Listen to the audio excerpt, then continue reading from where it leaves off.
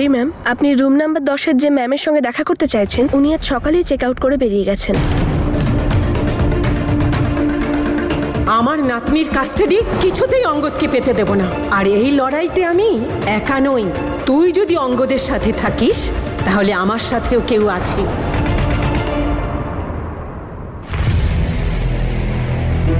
আমি রিয়াকে সাবধানে রাখতে হবে, আর অঙ্গদকেও এই ব্যাপারে সবকিছু জানাতে হবে। ওপরওয়ালাই জানে এই মেয়েটা আর কি করতে চলেছে।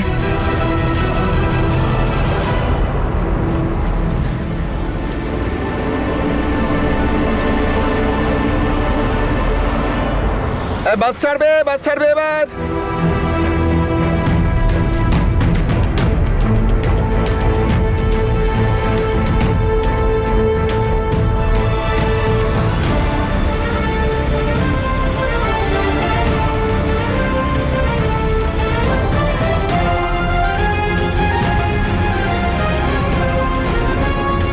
বুঝতেই পারিনি কখন চোখটা লেগে গেছে।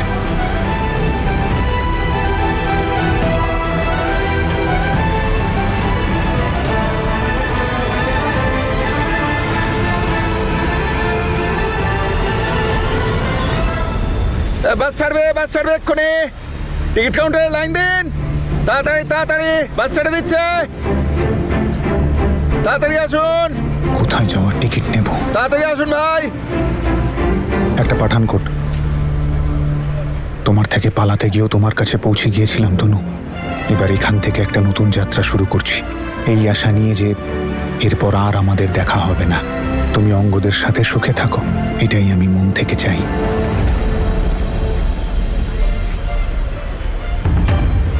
পরের বাস 1 ঘন্টা পরে। তাড়াতাড়ি আসুন। উঠে পড়ুন তাড়াতাড়ি, বাস ছেড়ে দিচ্ছে। তাড়াতাড়ি। কি হয়েছে? এমন কি হয়েছে যে এত আর্জেন্টলি ডেকে পাঠালে?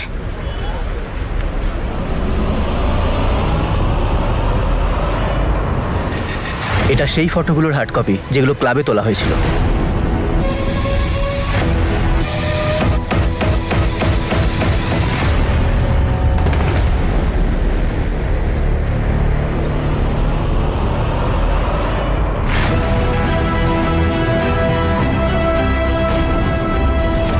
জেসমিন,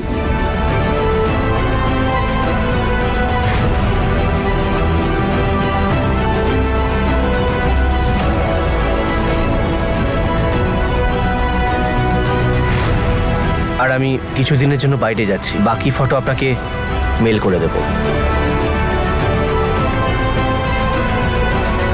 সব ছবি এখানে আছে তো? হ্যাঁ, সব কটা ফটোই আছে।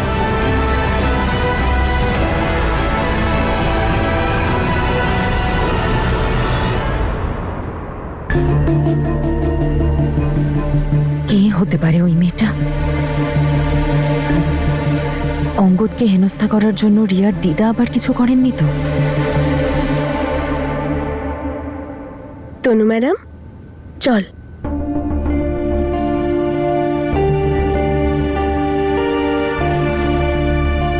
অঙ্গদ এসেছেন? না আসেনি। আর ভালো হয়েছে আপনি আগে এসে গেছেন, নয়তো আজ আমার অবস্থা খারাপ হয়ে যেত। বলতো আমি আপনার খেয়াল রাখিনি আর একাই আপনাকে বাইরে যেতে দিয়েছি। আমি ওনাকে বলবোই না। বাবলি, আমার জন্য এক কাপ চা বানিয়ে দেবেন প্লিজ?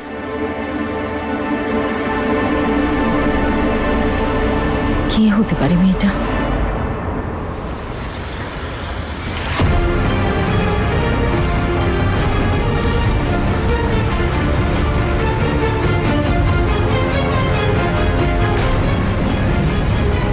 আমার টাকাটা? দাঁড়াও, এটা একটু ধরো।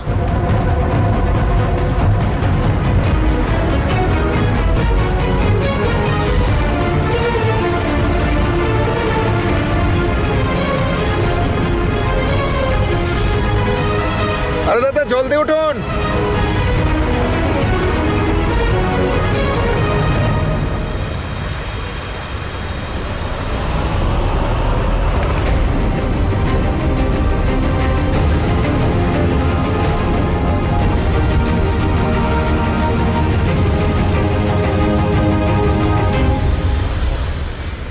জেসমিন এখানে কি করছে?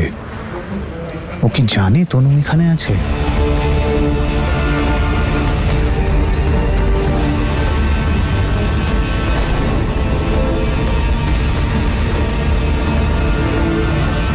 বাস ছেড়ে দিচ্ছে, চলে আসুন। যে যেতে চান চলে আসুন, বাস ছাড়ছি। ভাই যাবেন না?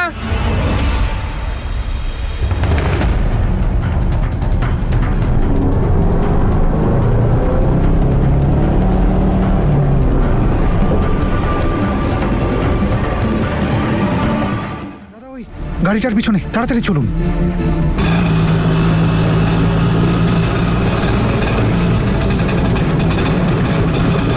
দাদা একটু তাড়াতাড়ি, খুব তাড়া আছে।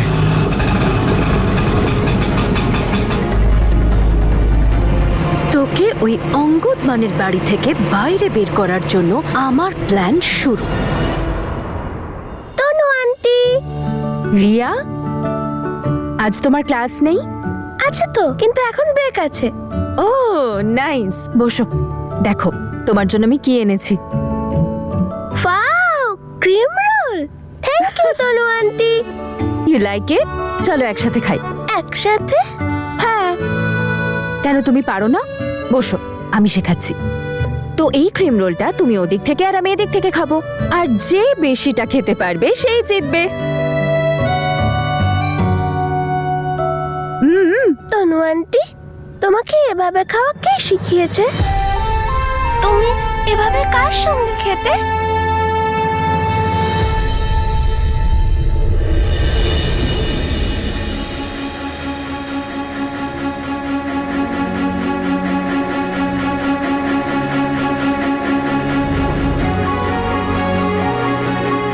দিলরাজ, এটা চিটিং। এটা চিটিং নয়, ক্রিম রোল, ক্রিম রোল।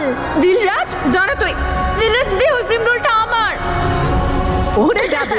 আরে আরে বাবা, বাবা দেখো না চিটিং করছে। আরে বাবা, কেন এমন করছো তুমি?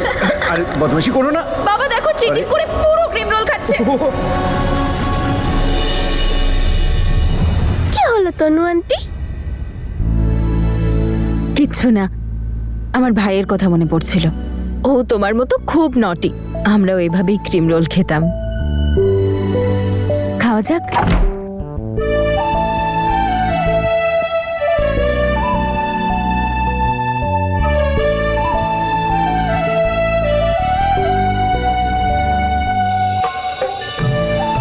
তনু ম্যাডাম কত খুশি আছেন রিয়ার সাথে।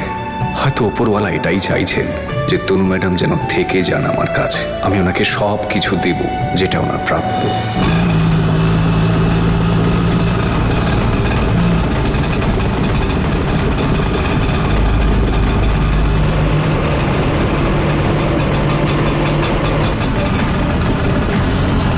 তুই যত আনন্দ করতে চাস করে নে তনু, কারণ আর কদিন পর থেকে তোকে শুধু কাঁদতেই হবে। তুমি কখন এলে? যখন তুমি দেখলে তখনই। আমাকে ছাড়া খুব মজা হচ্ছে নাকি? হ্যাঁ, নট ডান। জানো পপিন্স, আমরা না নতুন স্টাইলে ক্রিম রোল খাচ্ছিলাম। তাই আমাকেও শেখাও। তনু আন্টি, পপিন্সকেও শিখিয়ে দাও না কি করে একসাথে ক্রিম রোল খেতে হয়। শেখান।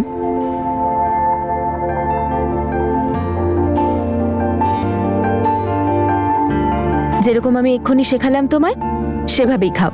এই নাও। না, তোমরা দুজন খাও।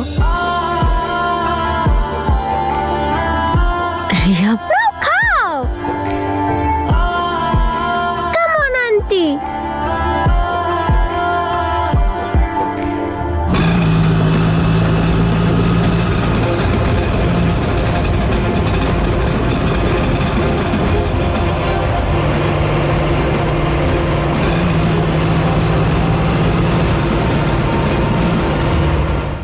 রিয়া, তোমার এখন ক্লাসের টাইম হয়ে গেছে না?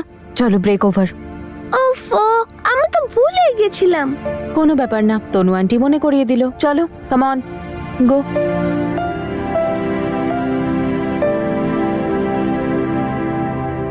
থ্যাংক ইউ তনু ম্যাডাম, রিয়াকে এত আনন্দে রাখার জন্য। আপনাদের দুজনকে যখন দেখি না একসাথে, তখন মনে হয় যে প্রত্যেকটা জিনিসের পেছনে একটা কারণ থাকে। এই দেখুন না, একটা কারণ তো আছে যে আপনি আমার মানে ওই রিয়াল লাইফে এলেন, তাই না?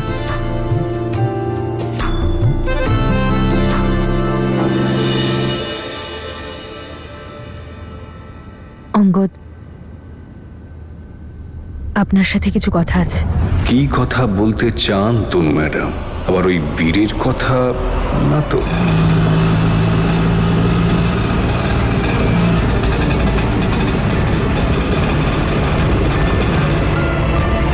হ্যালো, হ্যাঁ সুইটি, তুই কিছু জানতে পেরেছিস বীরের ব্যাপারে? হ্যাঁ, পারিসনি? তুইও না আমার কোনো উপকারে লাগিস না।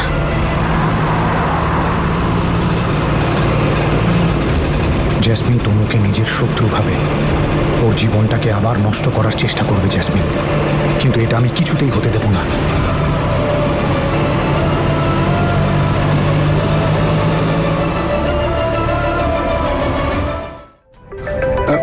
এক্সকিউজ মি, অফিসের ফোন? হ্যাঁ, এখনই? ঠিক আছে ঠিক আছে, এখনই আসছি। বলুন ওয়েট করতে। সরি, একটা আর্জেন্ট মিটিং পড়ে গেছে, ক্লায়েন্ট ওয়েট করছে, আমি ঘুরে আসছি।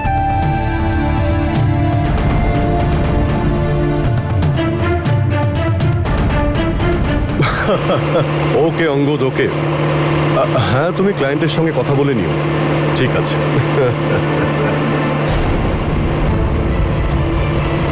এক মিনিট দাঁড়াও।